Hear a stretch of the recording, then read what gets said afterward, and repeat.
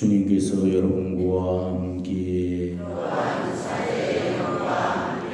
성 루카가 전한 거룩한 복음의 끝입니다.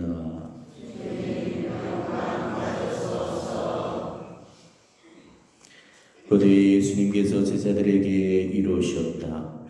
성경에 기록된 대로 그리스도는 고난을 겪고 사흘 만에 죽은 이들 가운데서 다시 살아나야 한다. 그리고 예루살렘에서부터 시작하여 주의 용서를 위한 회개가 그의 이름으로 모든 민족들에게 선포되어야 한다. 너희는 이 일의 증인이다.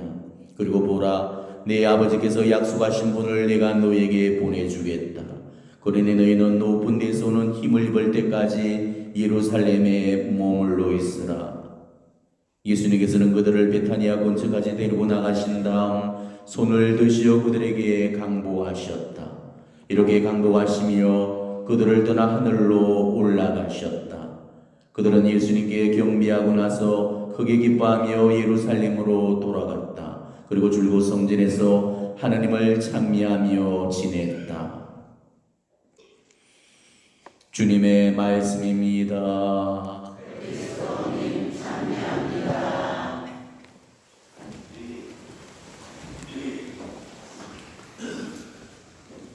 오늘은 예수님께서 성천하신 날을 기념하는 주님 성천 대축일입니다.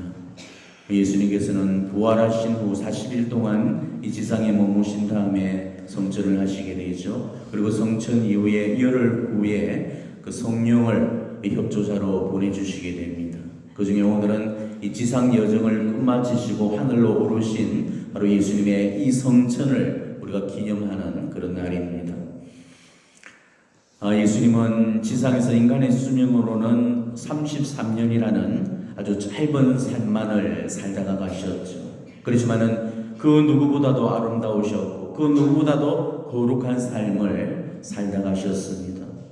예수님은 하나님의 뜻을 완벽하게 실천을 하셨고 하느님께로부터 받은 그 지상 사명을 온전하게 수행을 하셨습니다. 그래서 당시도 마지막 순간 숨을 놓으시면서 다 이루었다 이렇게 말씀을 하셨던 것이죠. 여기서 다 이루었다는 그 뜻은 하느님의 뜻을 완벽하게 수행했다는 뜻입니다. 예수님만큼으로 이 하느님의 뜻을 그토록 완전하게 따랐던 그런 분은 일찍이 없었습니다. 예수님은 오로지 하느님의 뜻으로만 사셨고 하느님의 뜻만을 생각하시면서 사셨습니다.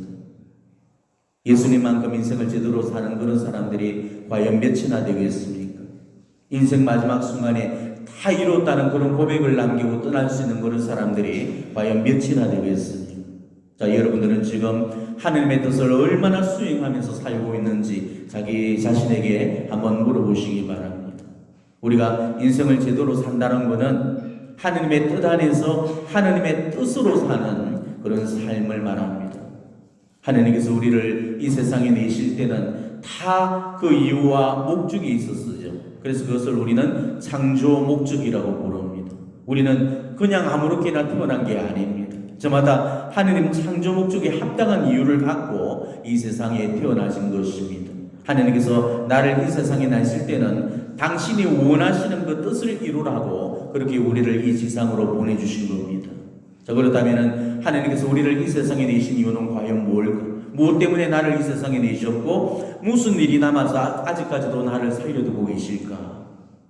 자, 우리는 오로지 하느님을 사랑하고 하느님을 흠숭하며 하느님께 영광과 찬미를 드리기 위해서 태어났고 존재합니다. 이것이 우리 인간 창조의 목적이고 우리 인간 존재의 이유라는 것입니다. 이것이 영원으로부터 가지신 하느님의 계획이시고 뜻이라는 것이죠.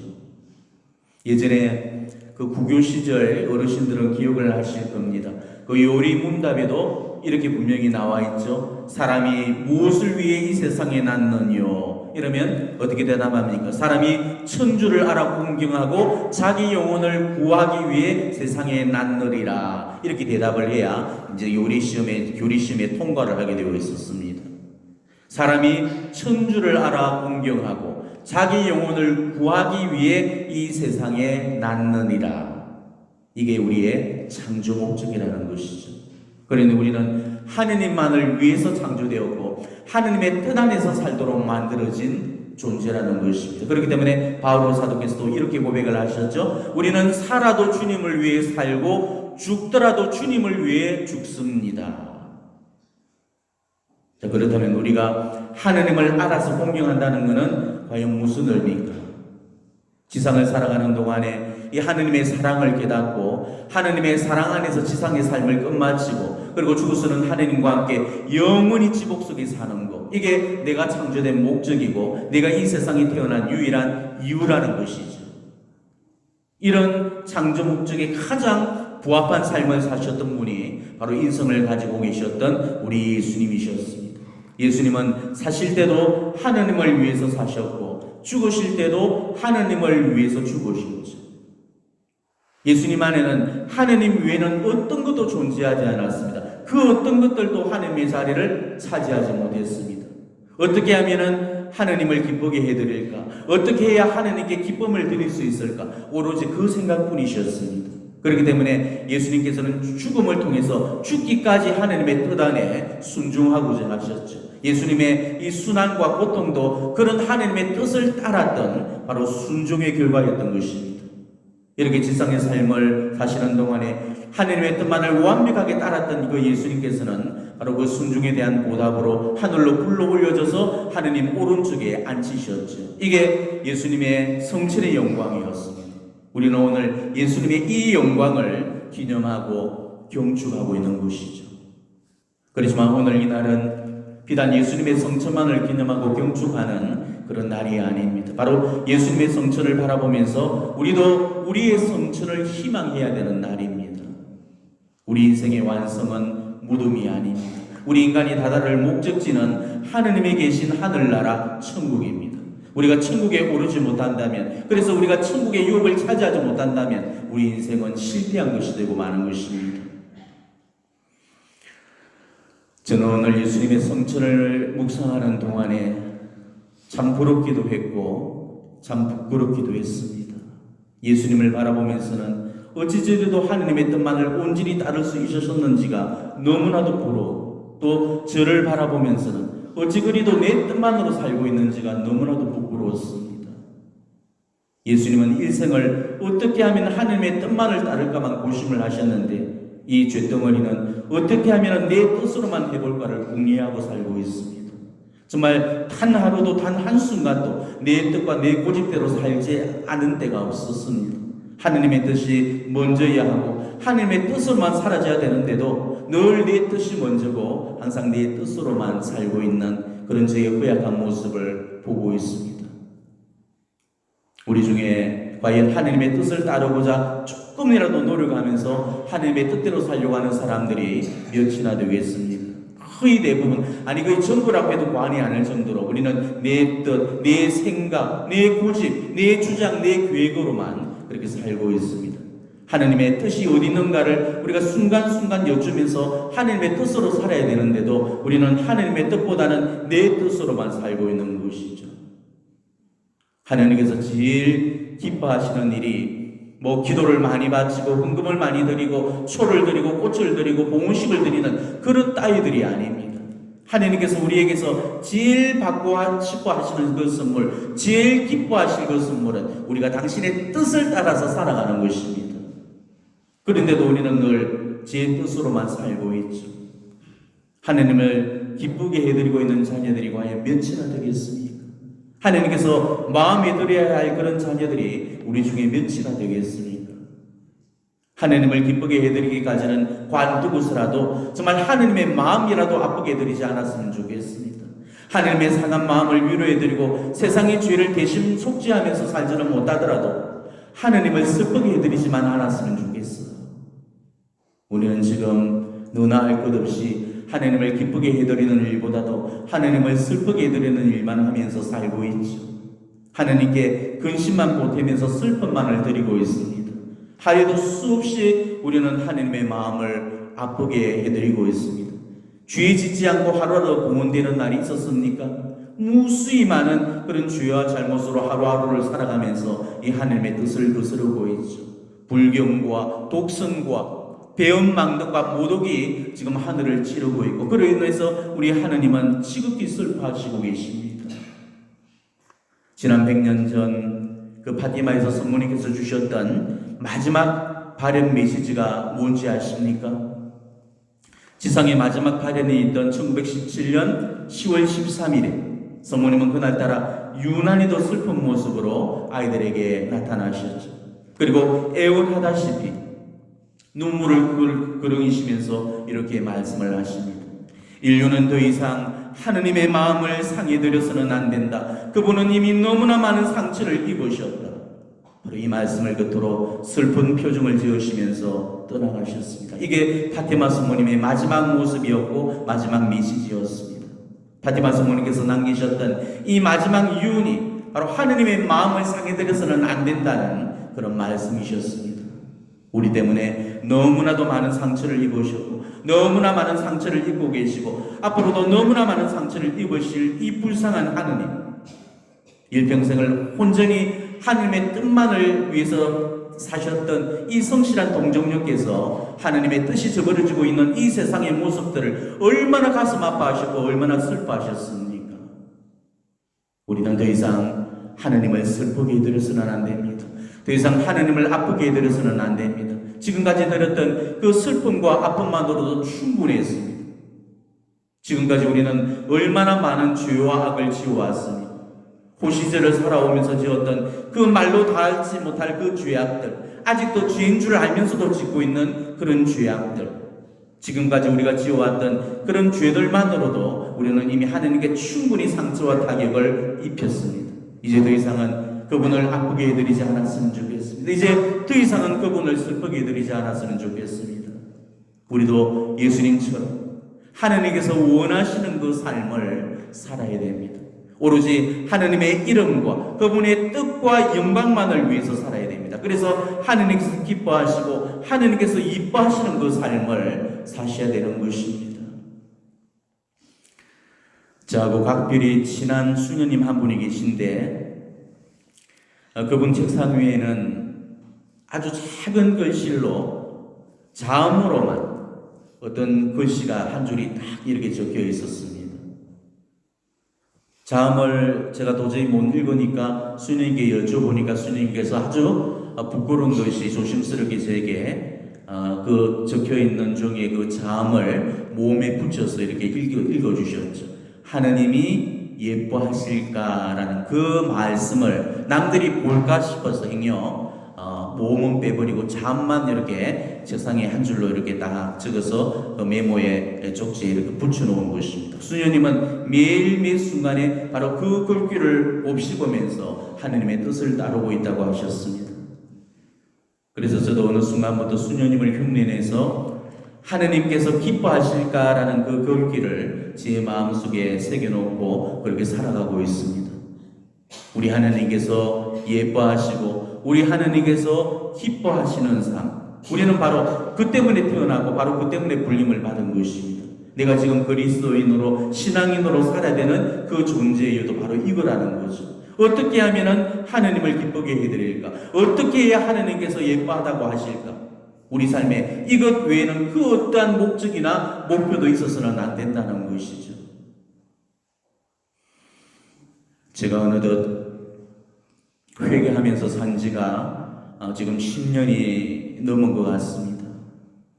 정말 기도라고는 전혀 모르는 그 사제가 기도 생활을 시작하면서부터 조금씩 깨달아가고 있습니다. 그동안 하느님 마음을 너무 아프게 해드린 것에 대한 그런 죄스러움과 회한이 지금 제 속에 너무 많이 남아있습니다. 하느님께서 원하지 않는 쪽에서 너무 오랫동안 살았다는 게 지금도 그렇게 후회가 되고 마음이 아픕니다. 그래서 저는 지금도 매일 기도를 드리면서 그 때문에 마음 아파서 울 때가 많습니다. 지금도 내 마음이 이렇게 아픈데 그때 당신 마음이 얼마나 아팠을까를 생각해 보면 정말 눈물 없이는 그분을 만날 수 없습니다. 그렇게 살지 말았어야 했는데 라고 후회하고 깨닫는 바로 그 순간에 이미 제 인생의 절반이 날아가 버렸다는 그 사실을 저는 알게 되었습니다. 당신이 주셨던 그 목숨의 값을 그렇게 값없이 낭비해 버렸다는 게 그분 앞에 너무나도 죄스러웠습니다. 비록 인생 절반은 세속에다가 허비했지만은 이제 남은 절반은 우리 주님께만 봉헌하면서 살아야겠다고 그렇게 결심을 했고, 그 결심대로 저는 하루하루 열심히 봉헌을 하면서 살아가고 있습니다. 이제 더 이상은 옛날에 놀던 그 물에서는 절대 안 놀 겁니다. 그곳은 하느님이 원하시는 곳이 아니었습니다. 그곳은 구원과 영생이 없는 곳이었습니다. 가서도 안 되고 다시도 돌아가서도 안 될 곳이었습니다. 여러분들도 잘 여겨보도록 하십시오. 지금 현재 내가 놀고 있는 구역이 과연 하느님의 영역인지 하느님의 영역이 아닌지, 정말 하느님께서 내 삶을 보시고 기뻐하실지 슬퍼하실지 예뻐하실지 싫어하실지를 여겨보도록 하십시오. 그리고 하느님의 뜻이 아닌 곳이라면 얼른 그쪽에서 나와야 됩니다. 하느님이 기뻐하시고 예뻐하지 않는 일이라면 우리는 얼른 거기에서부터 빠져나와야 합니다. 그쪽 영역에는 하느님이 안 계십니다. 그쪽 방향은 천국과는 다른 방향입니다. 우리가 가야 되고 우리가 추구해야 될 그 길은 바로 하늘나라 천국길입니다. 오로지 구원과 영생만이 우리 인생의 유일한 이유고 목적인 것입니다. 우리는 오늘 예수님께서 성천하신 바로 그 나라로 가져야 됩니다. 우리 어머니 성모님께서 오르셨던 그 나라로 가야 됩니다. 그것이 우리 하느님 아버지께서 계신 나라고, 바로 그곳이 우리가 다시 돌아가야 될 우리의 집이고 우리의 본향이라는 것이죠.